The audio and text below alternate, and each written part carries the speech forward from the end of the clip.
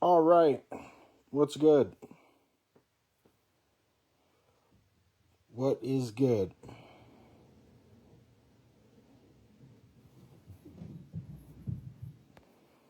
All right. All right. Let's see.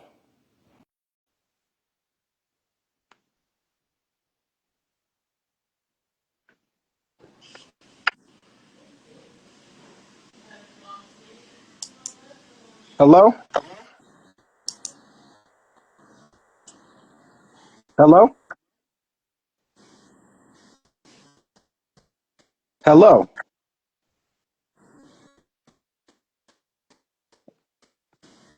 James Lewis?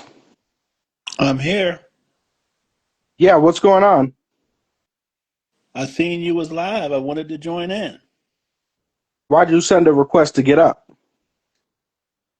It was incorrect. I apologize. I Oh, apologize, man. all right. All right. I'll move on. Thank you, sir.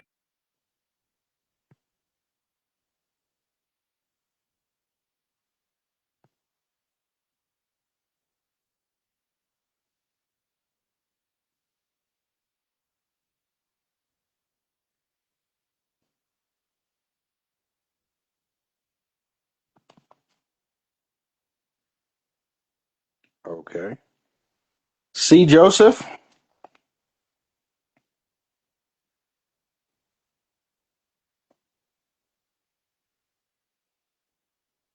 Yes. I saw you requested to join. Was there a reason? Yeah, I saw you went live, so I wanted to hear.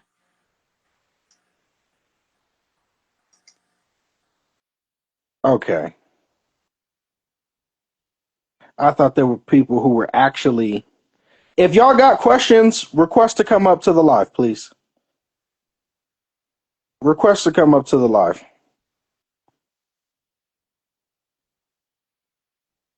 Somebody with a question.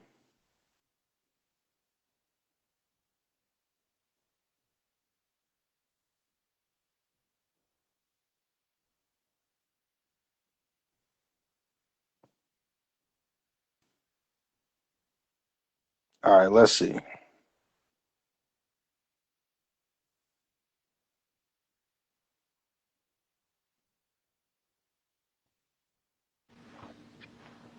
What's going on? Hey, what's up, dude? Hey, I was just gonna ask you, have you seen the news about the DTCC, the Depository Trust and Clearing Corporation? What news about it? So they're going to put their 90 trillion in assets. So they're the company that once you sign your mortgage, right, they give it to the Federal Reserve and the Federal Reserve pumps it into the stock market. They pump it through the DTCC. So the DTCC is picking probably XLM to put, they have to, they say that they're racing to put their assets onto the blockchain to tokenize them, and they're probably going to put them on XLM. So every single mortgage, the reason why they have $90 trillion is because every single mortgage that's being discharged right now goes through the DTCC. So they basically have everyone who's trying to discharge anything. I think that we should be all talking to the DTCC and saying, "Hey, let me get the rights to tokenize whatever you have with my social on it. Let me get in front of that and let me help you tokenize it and discharge it right there." I mean, yes and no. That's how does that apply to anything that you're trying to do? Well, it's the biggest wealth transfer there's ever been, and it's just a guaranteed discharge because they're the people who are technically the holder in due course of all this stuff. If you send a letter to question your mortgage, like who's the holder in due course, they're not the lender's not the holder. They never lent anything. So as soon as that collateral got applied for new Federal Reserve notes with the Federal Reserve, it went into the hands of the DTCC. So, I, I'm understanding, but what I'm saying is, how do you believe you're going to use that to discharge your mortgage? oh, well, you just have to basically whatever token they choose, if they, let's just say they do choose lumens, lumens is going to go freaking crazy. In addition to the fact that if you did contact your mortgage company and said, hey, I'd like to know who's the holder in due course, and I'd like to see if you had anything to do with applying for new notes from the Federal Reserve, or if the DTCC has anything to do with my mortgage, I would love to just get a FOIA request on that. Um, I think that you'd be really really hard pressed not to um, discharge a mortgage or a car payment or anything that has been like securitized is about to be tokenized. They're racing to tokenize it right now. The whole DTCC. They're trying to pick a stable coin to put it on right now. Hmm. So what was your question? I was just wondering if you'd heard about that, because that's kind of like anyone who's into debt discharge at all. It's not debt discharge anymore. It's debt tokenization. Not quite, because all they're doing is switching the currency. Yeah, So you still would have to have a way to discharge it in whatever currency they switched it to. yeah. So So they're it's, doing it's still they. about debt discharge. So what I'm asking is, even if they were to tokenize everything tomorrow, how is that relevant to you trying to discharge your mortgage? How does that change the fact that they have separated your deed from your note and that you have no mortgage obligation? That's what Oh, I'm trying to figure out. it doesn't. It's And then, it's okay, actually so if it well does, then no, no, no. It that's why I haven't looked into that. oh it just basically is the DTCC is telling on themselves that they have all these mortgage notes, that they're the actual holder. They've been doing that for a while. Yeah. And so now they actually kind of, I mean, they could do it without your permission, but in order to tokenize this stuff, they're going to have to, they would love to have your permission. And if you'd like to get in They front of would it. get your permission the same way that they get your permission now, which is by making you sign a new agreement. So I'm getting what you're saying, but what I'm trying to communicate is that there's no significance of that to anything that we're talking about here. Oh, okay. I'm sorry. No, no, it's nothing to be sorry about. I'm trying to figure out, like, because I said if you have a question about something, come up here. So if your question was just whether I've heard of that, I haven't heard of that. Oh, okay. Well, I mean, I think that it actually, I think, does have a lot to do with that discharge, because How? if they How? are gonna be Hold on. switching No, it over. but how? How does it Oh, have to do with debt discharge? because if they're going to be switching it over onto a new platform, if they're going to be tokenizing it, and you can get in front of them tokenizing it and say, hey, I would just like to have the rights to tokenize this. You can claim the rights to tokenize it, and then you can put it on the blockchain yourself. And so, in addition to making the coin increase in value, you can actually create your own currency on whatever blockchain you want to do it on, whichever ones are approved, the ISO approved ones right now.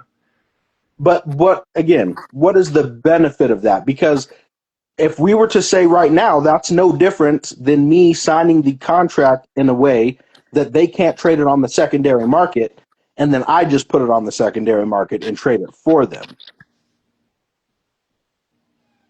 Yeah, well, that's more or less what the same thing. But this is now they're choosing which ISO token to actually to go with.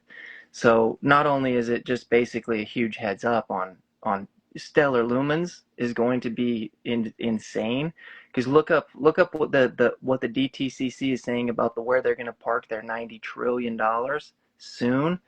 And dude, it's just, you might not even need to discharge debt anymore, because that coin could go 10x, 20x, 50x, no problem. But anyway, that's not a question. But I'm sorry. I'll get back to.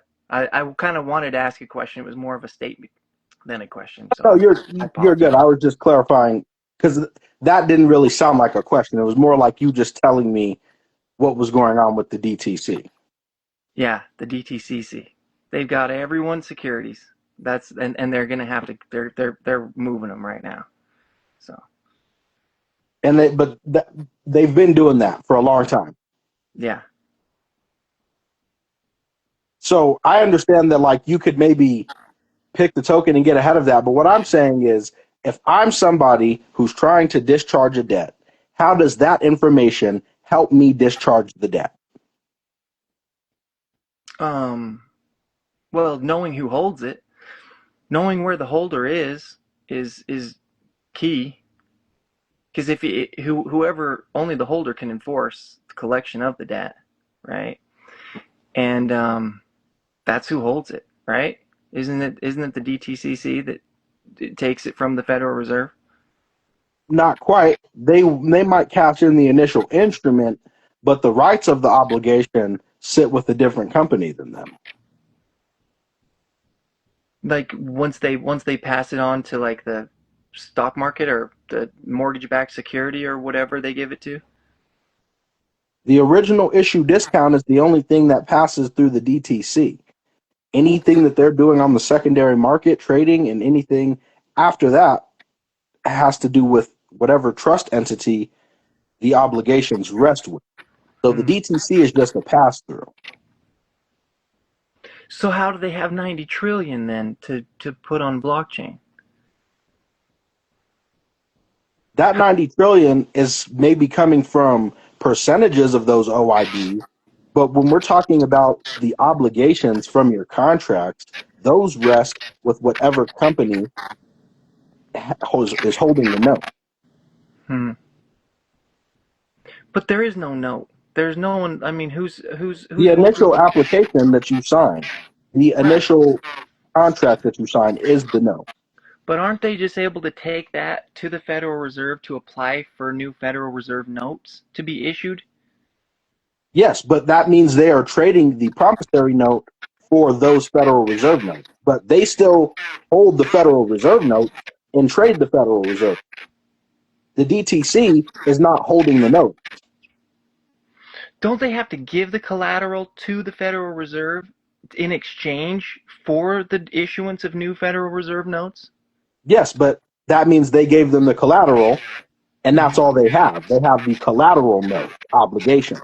But that would make the Fed the holder, No, no? If no, they're like, here, hold this note and issue me new Federal Reserve no. They notes. are exchanging the note for something of equal value, which Yeah, is retaining the obligation. So so the they so obligation stays with the so company. so they still get to hold it after they exchange it? Yes, they are still the holder. That's not the DTC.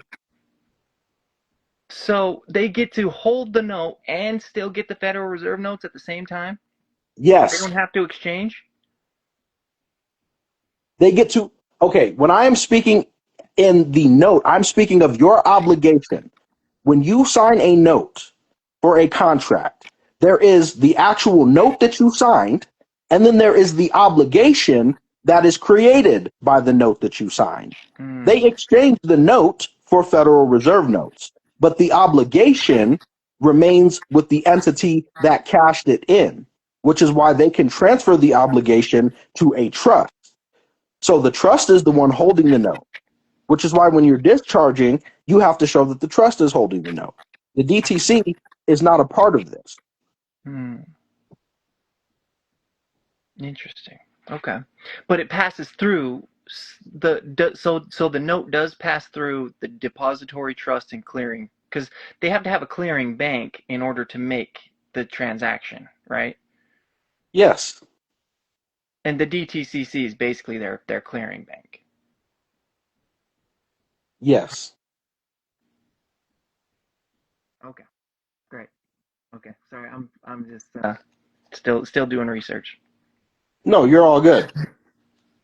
All right. Pleasure to meet you, dude. You as well. All right. Take care, man. All right, somebody else who has a question. Now, I also saw somebody saying, uh, if UCC or if SES is law, why do companies fight it? Firstly, SES, when you're going to have to rephrase that whole statement. SES is based on law. It is based on endorsements and contract law and negotiable instruments. It is based on that. So, in order to understand why you can Stampendorf said something, you need to understand what a negotiable instrument is. You need to understand how a check that you get from your bank is no different than a payment coupon that gets sent to you in the mail every month. Once you understand that both of those are the same type of instrument, then it will make perfect sense why you can deposit that instrument with a company. And as to why they fight it, again, do you have no common sense? You really think that somebody who has been lying and stealing to you for God knows how long is just going to turn around and cash it in the first time you send it without you having to show that you know what you're talking about? Do you really believe that it is logical that they ignore thousands of people's letters a day? They're probably ignoring you and nobody takes any further action against them. And you think, do you really genuinely believe that it's logical that they're just going to cash you out? Tell me that first. Answer me that question. Because if that's what you believe it is, then you need to go somewhere else. Your mentality is completely wrong. Most oftentimes they say when something sounds too good to be true, it is too good to be true. And that's the stupidest idea I've ever heard. So if you genuinely don't believe that to be the case, then how can you come out your mouth and ask a question like that? What I'm trying to figure out is what is missing, right? Because if you guys see the two videos that I posted earlier today about what I'm talking about when I say to file a lawsuit, right? And breaking that down and how to total up the violations. When you ask me, what am I supposed to do in arbitration? And I tell you to go file a lawsuit, those are all the things that I'm thinking about. So when I get asked a question, it makes me think about why I'm being asked that question. You see what I'm saying? Because we ask questions to communicate. And I saw somebody say, why is ignorance being so aggressive? I'm not being aggressive. I wasn't, and I hope that dude didn't feel like I was being aggressive. I was trying to ask him what his question was, right? I was trying to ask about the relevancy of what he was saying about the DTCC to anything that has to do with discharge, right? Because I wasn't seeing the connection. So I'm trying to figure out what is it that you're hoping to learn through this. So that's why I asked, what is, how is this relevant to somebody who wants to discharge a mortgage? What does them picking what chain they're going to tokenize my mortgage onto, how is that relevant to discharge, right? So I'm asking these questions. Now, back to what I was saying. We ask questions to communicate. So when you ask me, what am I supposed to do in arbitration? Immediately that makes me think, okay, why are they asking this? What information are they looking for, right? And now you have to listen to what you're asking. What am I supposed to do? Okay, so do you not know what to do entirely? Is there certain specific elements that you don't know what to do? What about it do you not understand so that I can help shape my answer? And then the other reason for that is if you are asking me for the purpose of you want me to do it for you because you don't know how, then that raises the question. If you don't know how to type it up, do you believe that you would be able to enforce it if I typed it up for you? Do you think that you could do that? Because I would be doing you more of a disservice if I just said, yes, you can pay me to fill all these documents, do all these filings for you, and then you don't know how to carry it home. I'd be doing more of a disservice to you. Because at that point, I just took your money and left you in a position that you couldn't handle. So I, in good conscience, don't want to do that. So when I ask you, okay, well, what do you mean by that? Because if you cannot tell me point for point what the violations are and how they apply, where to go get them, then it's not something you should have ever even attempted in the first place. And if you can tell me those things, why can't you put it together in a lawsuit in a way that makes sense? So I need y'all to bridge my understanding. What is it that I'm missing? Right?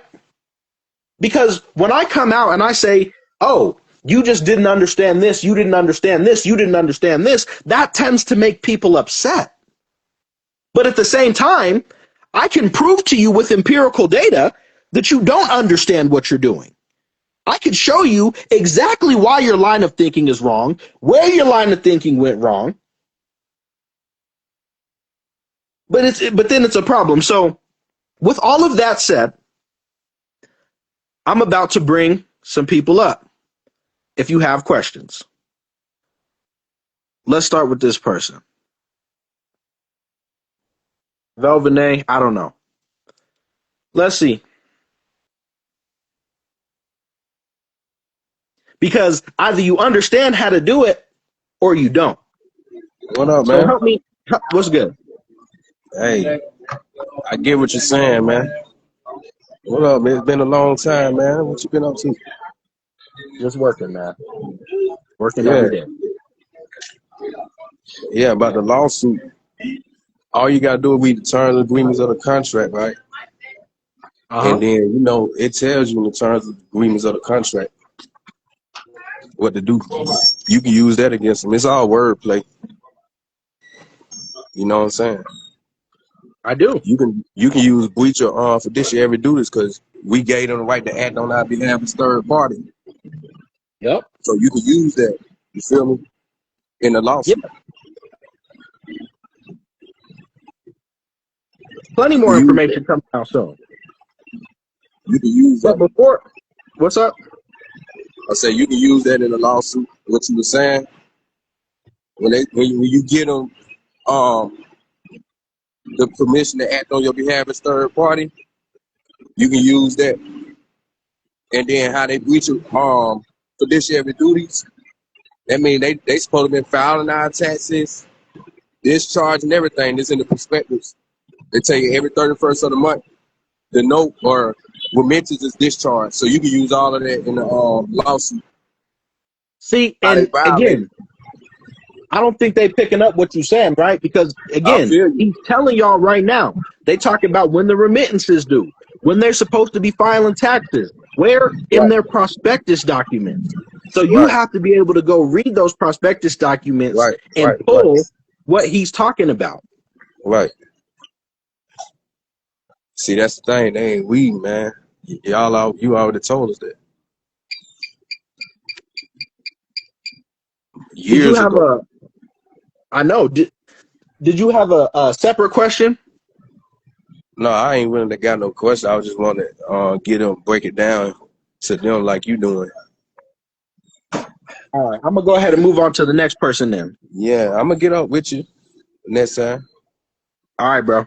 Yeah, I appreciate it. Have a good one. All right.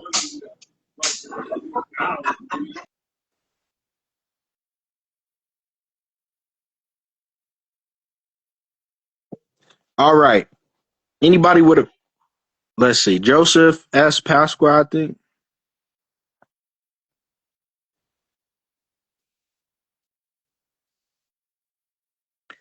Look, y'all. It's not about making me mad. I don't know why y'all think that when somebody. Hold on, sir. Hold on.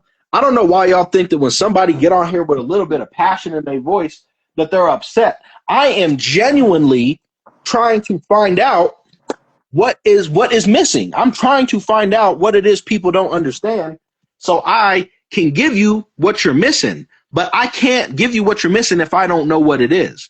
And if you take all of my questions as attacking you, we're never going to get anywhere productive because I need to know how you think. And if you're off base with certain ways of thinking, we need to be able to correct that together. You have to let me correct you without taking it personally because it's not personal. It's because I want to see you win. And if you're doing something that I see is going to make you lose, you want me to just be quiet and let you lose? But, anyways, what's your question? Hey Caleb, I want to thank you for your last post, man. That was spot on. Everything that we needed to go to court with, you posted it. That is spot on. Because they did everything wrong in all those the violations that they did. You know, I want to thank you for that. My question is, I filed a 1099-Bs with uh, Navy Federal Credit Union and with 1099A online. It says sent to the IRS. It's been like a couple months. Um, I ain't sent nothing. They didn't send me nothing back. So I was just figuring what we'll do the next step is to call them and tell them, hey, what's up? What you guys doing? You know. So if you filed it a 1099B, you're Hmm. not. It's not something you're expecting something back. What you need to be doing is checking your transcript. So is it on your transcript? I've been checking all for a couple of months. I haven't seen them. Okay, well, verify whether or not it's on there. Now, when you say a couple months, how many? Um, since the tax class, so it's been about 3 months. So you're still within the window of it, popping up. Sometimes they pop up. I've seen 8 weeks. Sometimes it'll take a little bit longer. Now, if they don't pop up on your transcript in the next couple weeks, then yes, send them a letter and say, hey, look, I filed this 1099. I'm not seeing it on my transcript. Can you see this? Okay, that'd be cool. That'd be cool. Yeah, but That'd it be can cool. take up to 3 to 4 months. Like somebody said, it can take up to 3 months. Somebody said 16 weeks. That's so it depends. But Okay, you're gonna write to them afterwards. And then if it doesn't show up or they tell you they don't see it, you may need to file a corrected. But you can't take any action with any 1099 form until it's on your transcript. transcripts. Gotcha. If it doesn't Gotcha. pop up on your transcript, then you don't know whether or not you did it right. Gotcha. I got you. Okay, that's about it. I just want to say, hey, y'all, just stick with Caleb, man. I seen this man live. Definitely. Live and direct, man. That was a good time. Waiting for y'all to come back, man. Oh yeah, he's talking about Aloha. when I was out in Hawaii, the only Yep. live sermon I did. That was a good one. Yep. That was awesome. Thanks again, my man. No, thank you. Alrighty. Keep asking me questions, y'all. Cause see, this is what get me, right? This is what get me about y'all. But when I say y'all, I'm speaking sparingly, not to everyone, okay? Because I know it's not all of you. But y'all will be like, he don't answer questions. He don't answer questions. I get on here and I say, okay, if you got a question, let's do it right here in front of everybody. All of a sudden, ain't nobody got no questions. Ain't nobody got no questions. Every other time y'all got a question, help me out. Help me out. I do one-on-ones, link in my bio. I'm not doing them forever. I'm not. So get in while you fit in. And right now is the least booked I've been in a minute. So, all right. I'm accepting. So if you send a request, be on the lookout. Be on the lookout.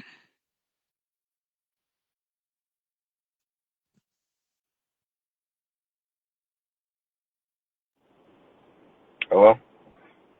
What's good? You got a question? Yeah, I was essentially just asking about the doing the 1099 process, or sorry, your IRS tax process on the internet, like through the digital mean instead of sending it in physically. What you mean, Like, like doing 1099? no, doing your taxes on like H&R Block, but doing it the way that you taught it on the class. But there's no way to actually do it on H&R Block. It's like they say you have to send it in physically. Yeah, no. So you got to do it by hand. So you cannot enter in the 4852 onto H&R Block. That's what they were saying. That was the only problem. Because I had done it on H&R Block for my sister, and I sent in the 4852 after physically, and I told them it corresponded with the one that I sent in digitally. So it kind of worked like that, but they said it's currently in review right now. Yeah, so I would just skip that part and do it by hand because they don't let Got it. you do that way. All right. That was my only question. All right, bro. Appreciate it. Thank you. No problem. All right. Who's up next? Erica.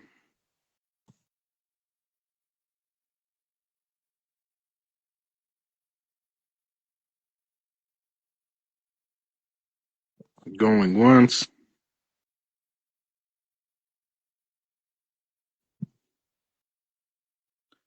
Nope. Okay, I see you keep saying you sent me a question.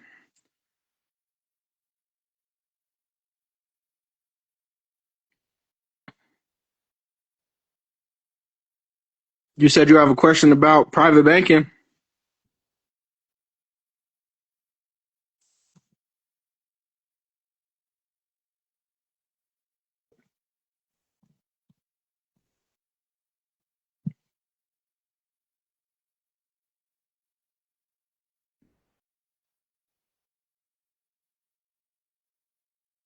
I guess nobody's wanting to come up.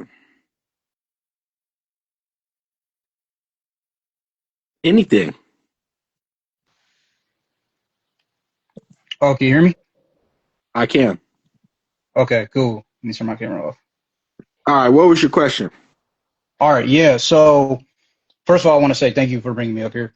Secondly, I'm doing like the student loan process thing. Well, I already got my 1099-C back, so I've been like kind of going back and forth with them on CFPB. I was able to get a couple of things deleted off, which was nice, but for my student loan, when I did that for TransUnion and all them, they're basically just playing around. So I'm trying to go to the next step, which is like get them in court or something. So I just wanted to confirm, like, what would be like the right steps to then kind of like apply that pressure on them to like get it removed? Because now my student loan thing that was on 10K, they like transferred it to collections too. But I made sure to dispute it, but I kind of really want to just get it taken off. So do you know what those next steps would be though? Okay, so you said you did a 1099-C? Yeah, yeah, a 1099-C for my 10K student loan. It came back and I got my copy B back.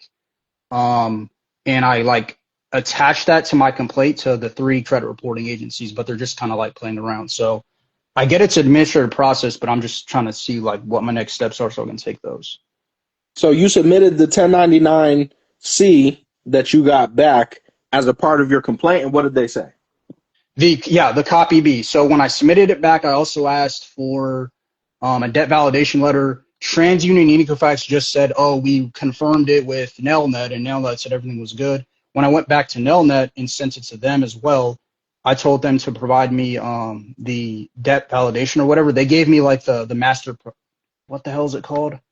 They gave me like that listed thing where it shows that. So I'm trying to use that as my defense to show where they effed up, but does that kind of make sense? You get what I'm saying, or No, I get what you're saying. And okay, then okay. they charged it off and sent it to collections after you did the 1099-C, right? Yeah, yeah. Well, so for context on 1099-C, I did that like a long time ago before, and I got it back. So it's been months where I've just been like going on the CFPB and giving it to them, and they still wouldn't like take it off of my credit report. So now finally Nelnet said, "Oh, we moved your stuff to collections." So they sent me a letter saying if you don't pay in 30 days or something, we may be doing the next step to either garnish your stuff or whatever it is. So yeah, Okay. yeah. So there's a couple things that I would also need to know, such Okay, as okay. did this 1099-C, Yeah. if you filed it before they charged it off, did it ever pop up on your transcript or not before they charged off? I'm assuming not because they charged it off, but Yeah. so can you confirm that for me or not, whether or not it ever showed up on your transcript? How would I be able to see if it did? So you'll log into your ID.me account, go to wage and income transcripts, and then look at whatever year you filed that 1099 for. Okay. And so if it's on your wage and income transcripts, then that's how you would have known that the EIN was right. And usually at that point is when they discharge it. So if they charged it off before your 1099-C ever had a chance to actually work or ever showed up on your transcript for them to receive a discharge, that's going to change how you go about it, right? Okay. Because at this point, what you could do is just 1099-C the collection agency as well. And for something like a student loan, you won't get too much pushback on that. But you have to Okay. make sure that 1099-C pops up, right? And then Right. in the event that it had popped up, then I would advise you to continue on when you file your annual return to include the amount of that 1099 on your annual return to get that amount credited back to you. So, and that's going to be the same with the collection agency as well. You're going to wait till it pops up on your transcript, and then at the end of the year, when you file your annual return, you're going to include that amount as a 1099 to get that back as a credit. But I can promise you, Gotcha. at the time that it pops up on your transcript, it will also have the effect of discharge for whatever collection agency, or if it was just the student loan company, they will receive that as well once that credit pops up on your transcript. Okay. So the thing about also when I say like collection, like Nelnet, they sent me a letter, but it was from Nelnet themselves. So I don't think they actually sent it to a third party, but it's still within them. So does that still apply even if it's still, you get what I'm saying, within Nelnet themselves? Because they didn't actually like send it off to a third party. They just stayed inside and said, "Oh yeah, if you don't do this in 30 days, then we're gonna go and do this." Then yes, I would just file the 1099-C again. But again, you So have make sure file it whether or again. not it popped up on your transcript the first time. Because if it did, Okay. you could still Okay. claim that first initial credit and use that money. So basically I'm on ID me, so if it pops up on my transcript, then you want me to, the next step would be to put that on the taxes On your annual return for on whatever my, you, okay, if it was a past year, you could do an amended return and claim that credit. And when you pull that credit down, it will also discharge it. Because when they pay you out, they'll pay them out. gotcha. Sometimes they get paid out before you get paid out, which is why you'll see the discharge. But ultimately, they will be paid out no later than when you receive that credit. Gotcha. So is that annual return something I should like I should look separately on the irs.gov or whatever and then fill that It, in and send it to them? it's just a 1040X. You would have had to Okay. do a 1040 for your Okay. annual return of whatever year it was. So yeah, Oh yes, I remember the 1040s. Okay. Yeah, okay. And then on the chance it's not there, then I just redo another refile it. Make sure 1099-C. the EIN is correct. Make sure the principal address is correct. Make sure all your information is correct. Okay. So if it's not there, I'm writing this down on my Google Docs. So you said refile 1099-C. So refile it, then I'm assuming wait until it's on ID me or whatever, and then resume back to putting it on the 1040. Yes. Okay. Then once it's on the 1040, they arrange. Do I have to give them any notice or send them like a copy of the 1040, or they do that on their side when they get it? No, they'll handle it once you send everything that they need from your end. Okay. Gotcha. All right, I got that written down. Then I got my with it. So this is my last thing with the 1040. Then um I'm gonna read. Obviously, I'm gonna read up on it to make sure I know what I'm doing. But do you have any like separate videos or something I should watch so I can like learn how to like file this off properly too, or should I just follow the instructions and then just like it's pretty straightforward? You could look at the tax class. The tax class? Okay. Yeah, I have all that information in there. All right.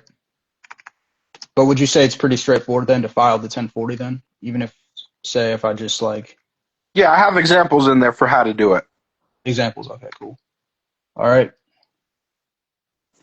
All right, man. I got it written down. Well, thank you so much, man, for the help. I really appreciate it. No problem. Yep. All right. Take care, man. You too. Thanks. No problem. All right. See? See how easy that was? All right. I'm accepting more people. So if you put in a request, what's going on? Hello? Oh, hi. I didn't even know I was on here. Yeah, what's Hi. going on? So I just had a question about my student loans. So I guess I am filling out a 1099-C to discharge them. Am I actually filing that with the 1040 as well? What do you mean? So no, Well, I so want to okay, so discharge. you file the 1099-C first. Then once that pops up on your transcript, a lot of times you'll also see it discharged with the company at that point, which is when it comes off the credit report. But after all that happens, then you go and you file your annual return to claim the credit at the end of the year. Okay, I got it. All right. So I'm going to file the 1099-C. Okay. All right. That was my question for the student loans. Thank you. No problem.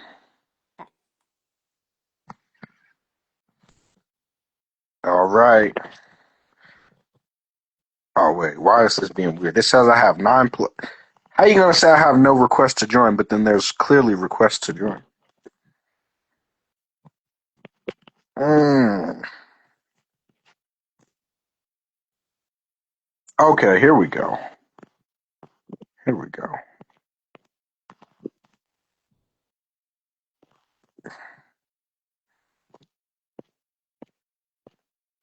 Oh, this is absolutely ridiculous. Well, it's glitched on me. It won't let me take no more requests. It literally say you have no requests. So if y'all got questions, just drop them in the comments. I guess.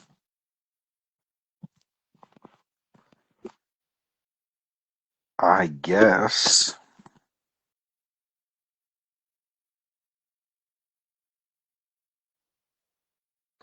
If it's considered income, right, on a federal form, making it federal income, and it's money that has been withheld from you because you never actually received that in any of your accounts, then how is the federal income being withheld from you on a 1099 any different from the federal income being withheld from you on a W 2?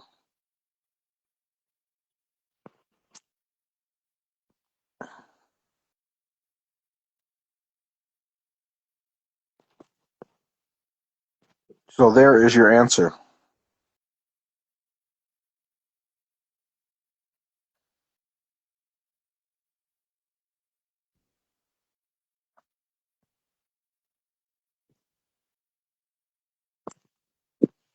Okay, so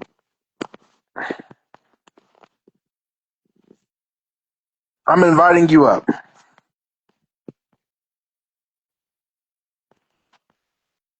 You just said how to use the securitization audits to discharge bills. I invited you up. Can you join? Can you join?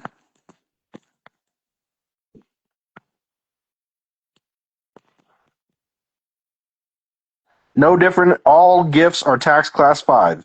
Bingo.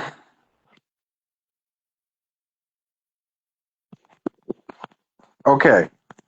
I say go live. You should see how to, it should pop up on your screen for you to click accept.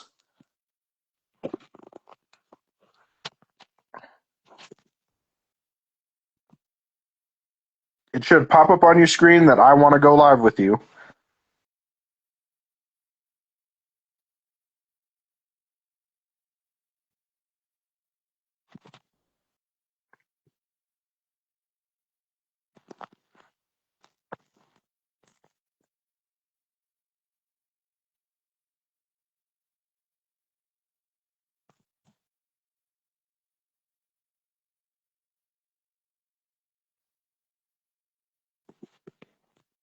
This is ridiculous. It really will not let me won't let me add any more people.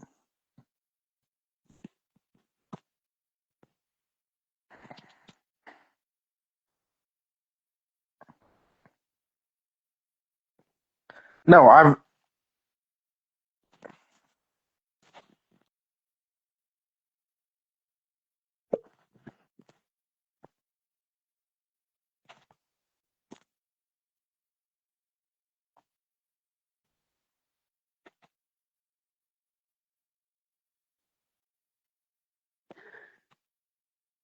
You're gonna have to get the identity theft matter handled first, unfortunately. No, you're good. It's just that your question would your question is a question better um answered if I can talk to you about it, because that's too broad of a question.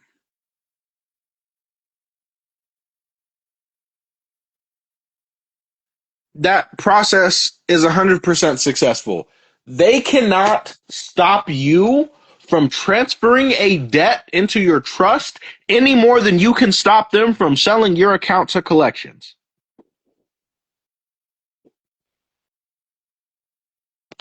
They cannot stop you from transferring a debt to a trust any more than you can stop them from selling your debt to collections. That is not how that works. There is nothing that they can do that you can't do. There is nothing that they can do that you can't do. And anything you think that they can do that you can't is because you don't know. That would be the only thing. The tax class is in the link in my bio underneath the bumper that says tax class. There's a ebook and there's a replay. If you were in the original tax class that I did, then you would have gotten the email with the replay for that tax class, and you would still have access to that replay.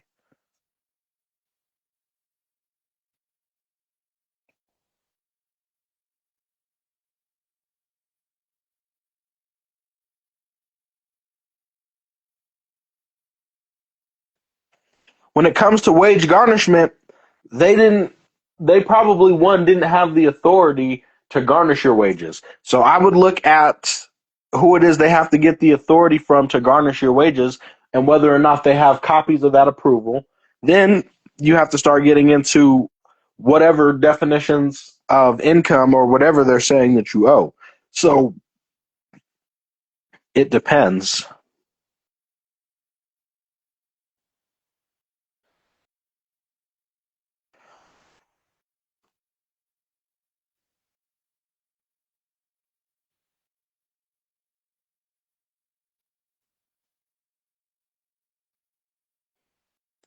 Yeah, see, because look, this is the issue. Like, who is Izzy? Like, your question is not one where that's something that's easy to answer on a live, right? Like, I'd have to talk to you and see about what's going on with that situation. I think it's 150, but it's on sale right now, so you can get it for 110.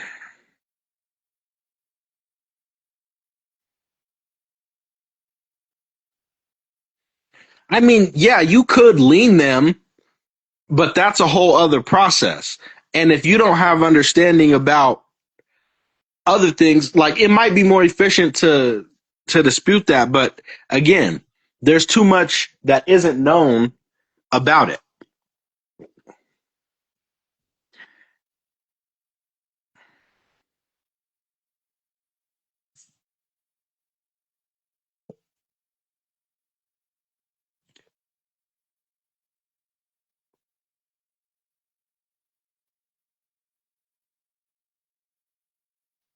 I would.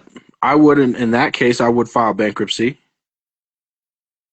I talk about mortgage debt in my debt discharge class. Yes, I have a free video on YouTube. I recommend starting to watch with that video on YouTube, my ultimate discharge video. And then from there, you could get everything else.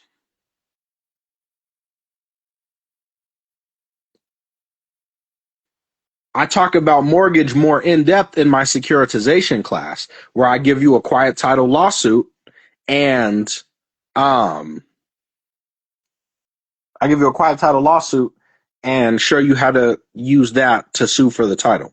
That's where I go more in depth than in the discharge class. Because in the discharge class, I talk about discharge methods that work for a variety of different types of credit, and mortgage is one of those that I talk about, and I mention the quiet title lawsuit in there, but I extrapolate further and provide an example of the quiet title lawsuit in the securitization course. So that's where that information is if you're looking for it. And both of those are in the link in my bio.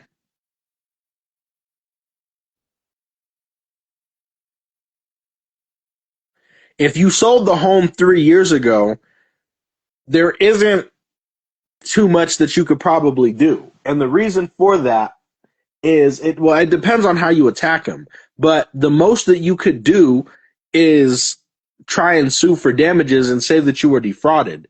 But because there's technically not a statute of limitations on fraud, but there may be statutes of limitations on some of the other claims that you have about that contract that may have expired within this 3 years. So it's not something that you can go through.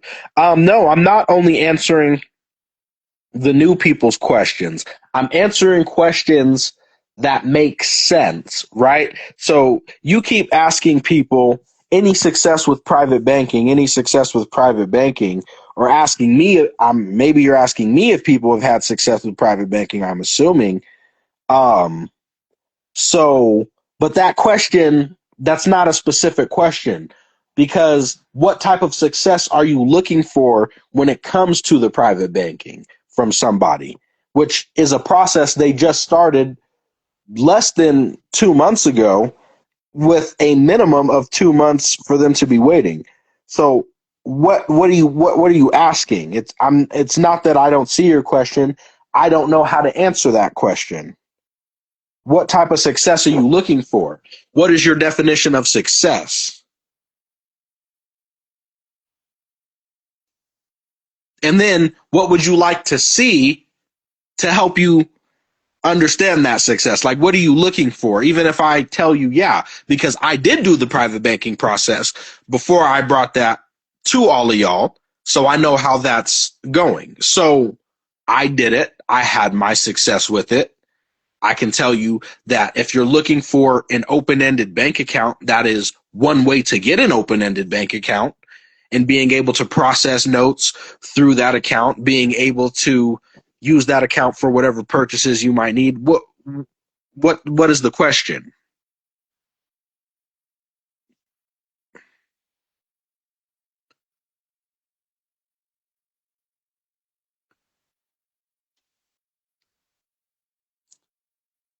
So use that. That sounds great if you're able to prove that.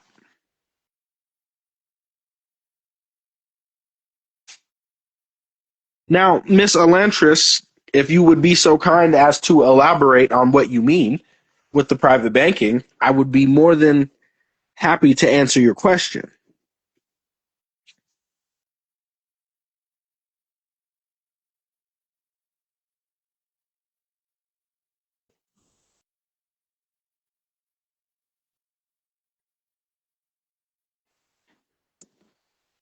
Come on, y'all. I'm waiting on you. I am waiting on you.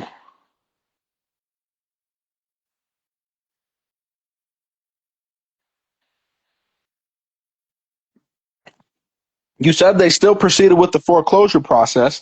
What steps did you take to stop them?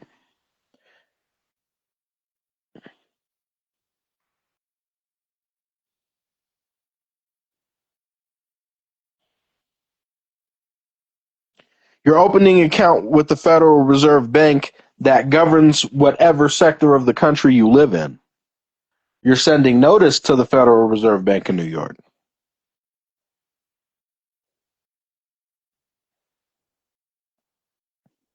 Again, the local FDIC registered banking institutions are not the only one who are able to contract with the Federal Reserve. People can too on an individual basis.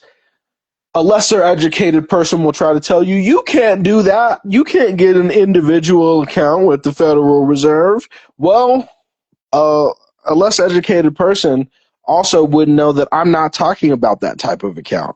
And again, I do not have time to define account, which is why context is important because you're thinking about different types of accounts. You see what I'm saying? But you're opening an account with the branch that governs your area. You feel me?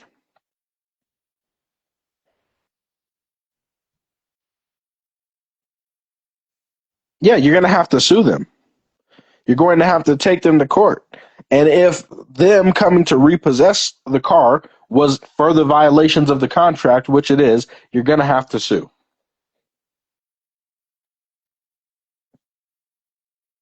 Ultimately, getting people in court is the only way to make them do anything. I've had to learn that the hard way. Anything that you do outside of a courtroom setting, they can and probably will ignore.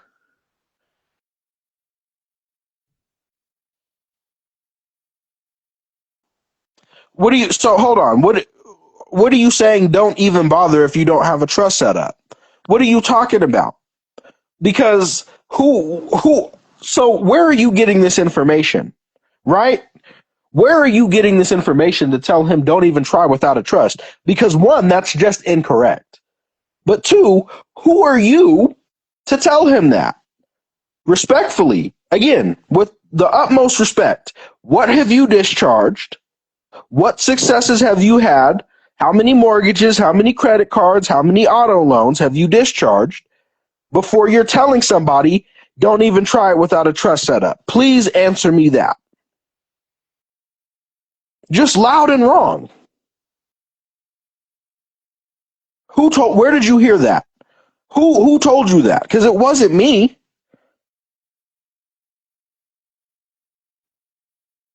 And again, I'm genuinely asking. I want to see a response in the comments, sir. None. That's why I told him not to bother. Respect, bro. Respectfully, that's a bit confusing because if you don't have, I respect you saying you don't have any experience, but then why tell him not to bother? Why tell him not to bother then? But I respect you for being honest. Don't get me wrong. But you see what I'm saying? I see a lot of that going on though.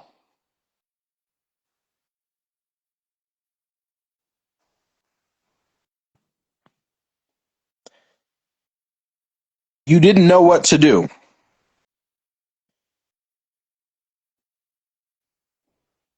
I'm not. I'm not.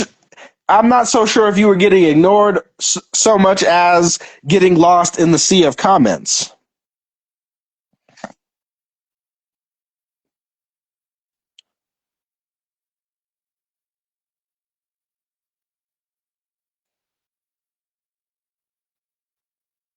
Yeah, you can sue them for what you got from you.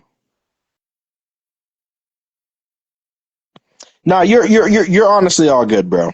You are honestly all good. I was just genuinely asking if you had heard that from somewhere or somebody, because I'm trying to figure out where that mindset comes from. What's the next steps if the bank ignores the trust package? No, so if you sent it out over 60 days ago, I'm assuming you sent it with the tracking number. If it's been delivered and you see that it's been delivered, then it's an issue. They should have wrote back to you when they received it and told you that they received it. You should have gotten something back. You see what I'm saying? So maybe if you didn't send it to the right address. I know there was some trouble with that. So I can DM you and you can send me what address you sent it to because that would be the only thing. They should have sent you something back. This isn't a case where they would ignore you. So if that is the case, I'm actually I'm gonna do this because I will talk to you about that.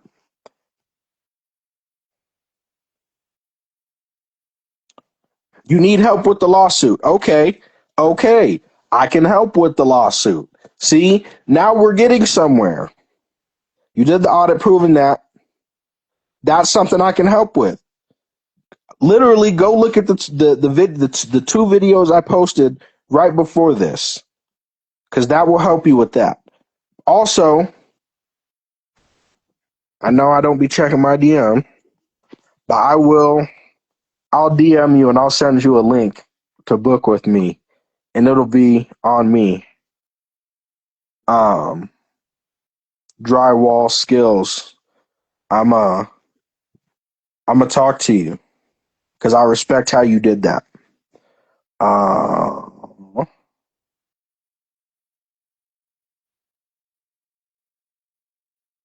no, and I respect that. But at least you're out here doing lawsuits to be able to say that.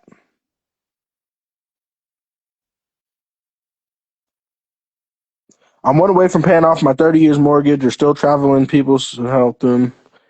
I did find a guy who I was helping with that. I got somebody who I'm helping with that actually. Okay, bet. I know I promise you I'm gonna look at it tonight. I promise you I'm gonna look at it. How long ago? How long ago was it sold at auction? If they sold it at auction, you can't get it back. And in order to discharge it and get your money back, you do that in one swift action, and you're gonna have to sue. But because they sold it, that's another violation, and you can ask back more money. So if you don't know how to sue, stick around because that's something I'm going into. That's part of my administrative process class that's coming up. Is showing everybody how to sue. Because once I have out how to sue, once I have out the court class showing all things court, whether that's child support, whatever it be, I'm going to show you how to get rid of it. Y'all about to have every single step of everything you need to do everything.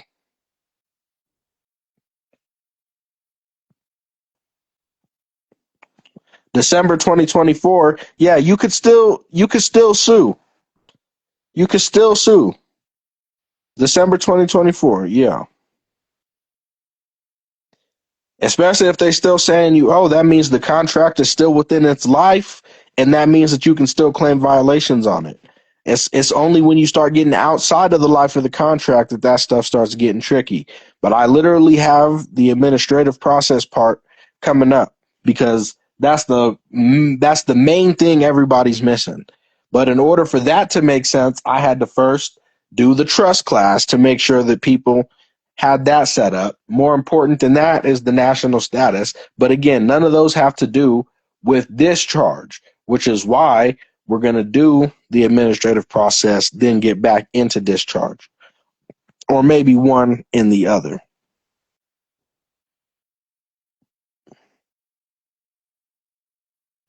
Can you get rid of a pending?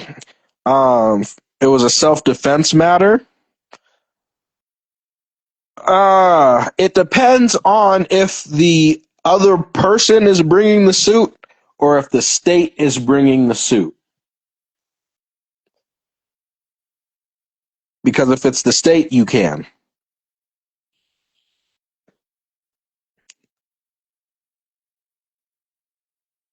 When I learned how to sue after administrative process, I seen a lot of companies play their part after I proved a lot before suing. So once I sued, they settled. I hope y'all are listening because he's telling y'all what I've been trying to tell you. People think that the stamp endorse send is what gets it done. No, the stamp endorse send is just you exhausting administrative remedy. Have y'all heard that term? The term exhausting administrative remedy means that you do everything in your power to get done what you want to get done before you resort to taking them to court. Because if you don't do that, they can get it dismissed by saying, well, they never brought this up as a problem with us. They never communicated with us, and they acted in dishonor. So as long as you act in honor, exhaust your administrative remedies, what gets it done is taking it to court. And I feel as though I've made that clear. So that's why I am confused when people say, well, I did this and I did that and it didn't work. And then when I ask, okay, and did you ever sue? They say no. But that is the main thing that you need. Look, I'm sure that there is a way for you to get your car back from a tow yard without paying the fee. What I'm going to do is I'm going to pay the fee. You know what I'm saying? And if I genuinely don't got it to pay, then I'm still going to sue them. And if you don't got no money, you can get your fee waived. There's a waiver you can do so you don't got to pay for a suit. But I'm suing. And I'm going to just ask for more money back because of the fact that the tow yard had it. And I'm going to sue the tow yard for having it unlawfully. And they're going to have to pay. So I'm going to just make everybody have more hell for everything that they do. No problem.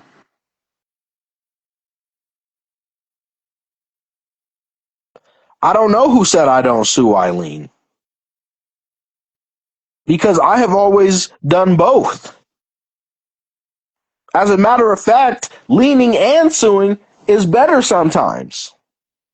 So I don't know what happened to old boy that said, I don't sue Eileen. But if you can DM me a video of somebody who said that, that's me, I'll give you $10,000.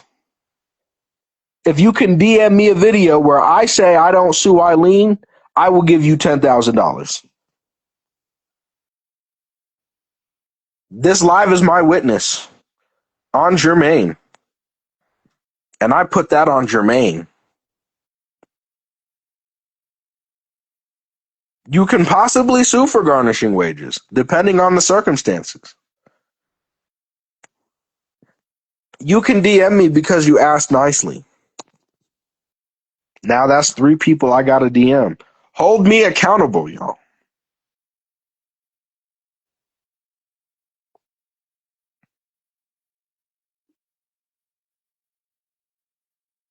It's easier to pay and sue and get money from how much you paid. That part.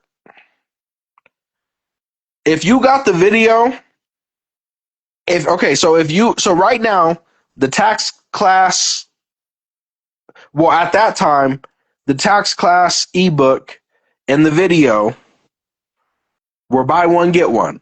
If you purchased one, you got a follow-up email with a code that you can use to download the other one. So you got to check your email for the follow-up code. It came exactly 1 minute after the original email. Check your spam on the day of. If you have the receipt for either one that you purchased, you have the email as well that would have had the code. So use that and then download it from the store. It wasn't me, bro. Oh, good. I didn't think it was, bro. But if it was, I would have given you $10,000, gang. If I was on that BS. But I don't think it. How do you get a pending felony removed from the state? It depends on what is it for. Yeah, I was gonna DM you about the wage garnishment. I'd be talking to you.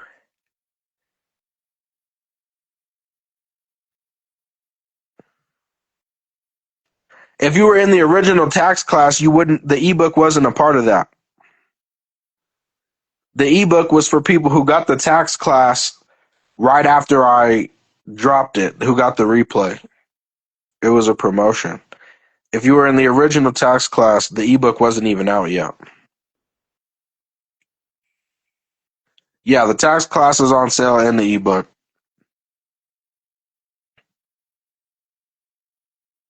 I mentioned that earlier. I said, is the state suing or is the other party suing? Is the elderly party suing or is it the state?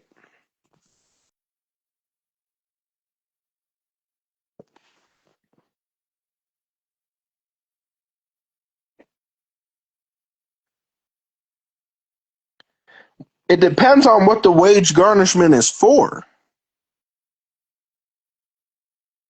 The state is suing, but is that person going to testify?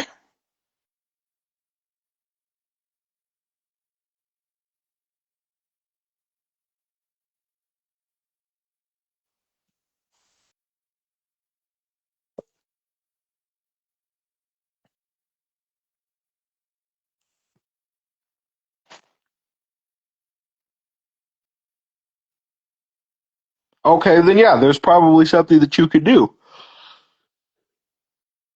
I'd have to see more details about that. Oh, for traffic tickets? Oh, bro, you should have just said that. You should have just said that for traffic tickets. Oh, I got you. Yeah, I'm still gonna get the details, but yeah, that's a lot simpler. See, this is why I say you gotta be just a little bit more specific.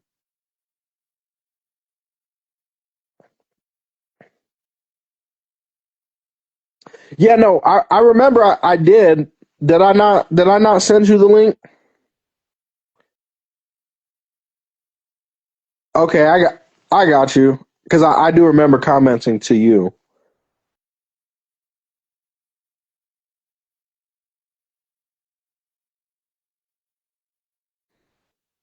Well, don't be discouraged. All right, I got you. I got you.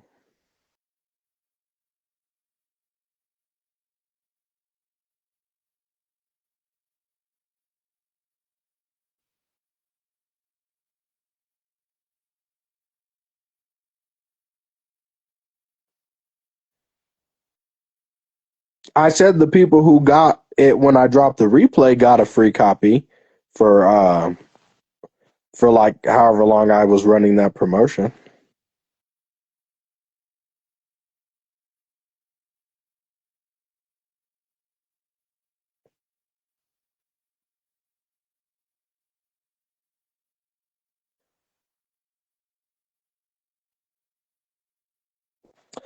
If I'm not mistaken, didn't you do a bundle with me? If you did a bundle with me, um, or if I ever gave you, who is Izzy? Who is Izzy? If you ever did a bundle with me, or if I ever gave you a code to schedule with me in your email, that code is probably still active. So if you want to reach out to me about that, go onto my calendar, book a meeting, and use that code. And then just put in the description that I told you you could do it. But I'm positive at one point or another, I have sent you a code to book with me. So use that and you can book a meeting with me and I'll talk to you about that whenever you book that. So I got you. And if not, if I don't hear from you or I don't see anything from you, um,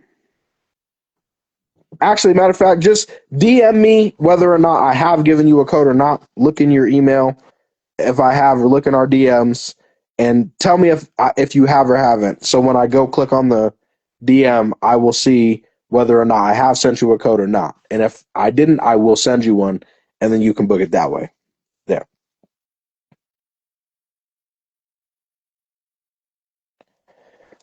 The difference between the tax class and the ebook is that the ebook has information on the OID that I added in after the fact versus the tax class. Um, but I also subsequently realized that like two of the examples for the 1099 that were in the video I didn't have in the book. But I mean, it's not like they're the most necessary.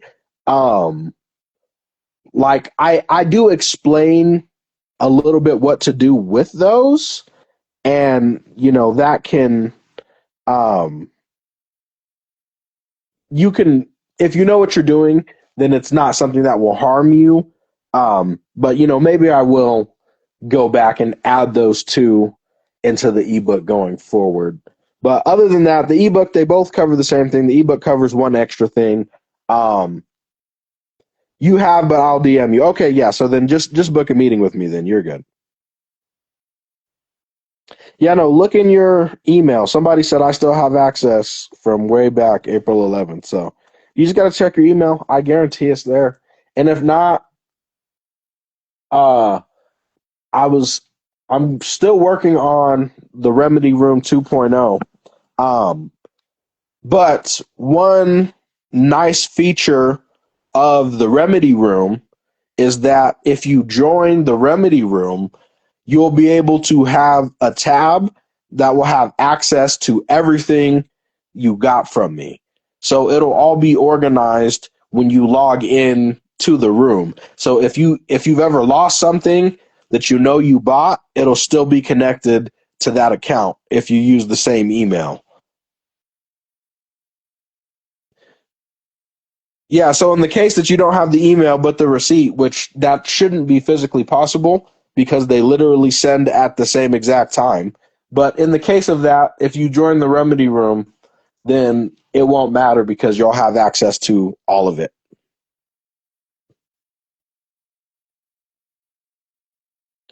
Nah, the difference between, so most of the time a UCC lien is, an equitable lien. Like the lien that the issuer has on the depositor, when it comes to a finance company, that lien is a UCC lien. It's just filed in Delaware. So the issue is that when it comes to perfecting security interests, that needs to be done in the debtor state. And if you are the debtor, the lien would need to be filed on you in your state. So if you're not the debtor, that's the only reason it would be filed on somebody else, which is the true debtor, right? So a lien that I file on myself or a lien that I file on another company, that can be an equitable lien. So, I mean, they're basically the same thing. The Remedy Room is dropping at some point in between during the course of the series. Right now, we're on the national status portion, um, and so I just have to find time to finish putting that together. But that's going to be better because I can do private lives on there. Um, You'll have direct access to messaging me on there. So, and I can do it all through my platform where I can regulate it. That was the biggest problem with the first one, is that it got way out of hand because too many people just had agendas, bro. They went in there with their agendas. Everybody was a teacher and they were confusing people. People were losing their minds in there, bro. Straight losing their minds.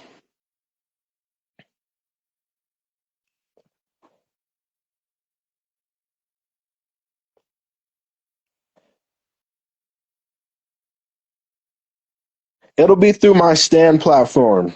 They have a whole they have a whole group thing in there. Their Stand is great. They let you do a whole lot of stuff. And so it'll be better than the Telegram ever could have been. It's wonderful.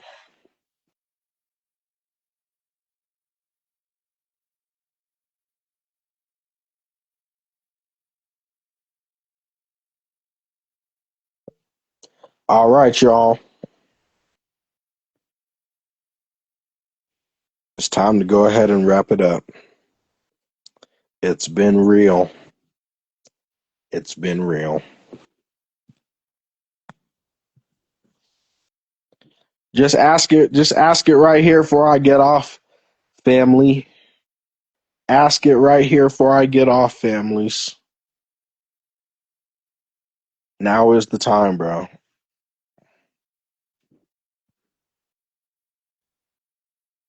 Yeah, so I have the new national status course. I have the new national status course where I update some of that information and make it easier. So you can get the new national status course, and then the national status class is coming up.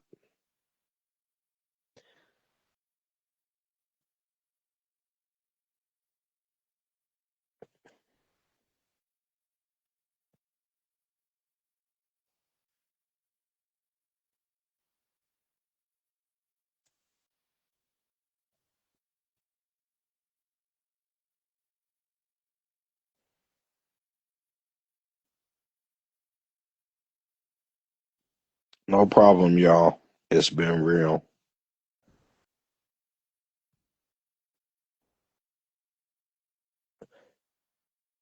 TJ Wani, ask your question about the trust class.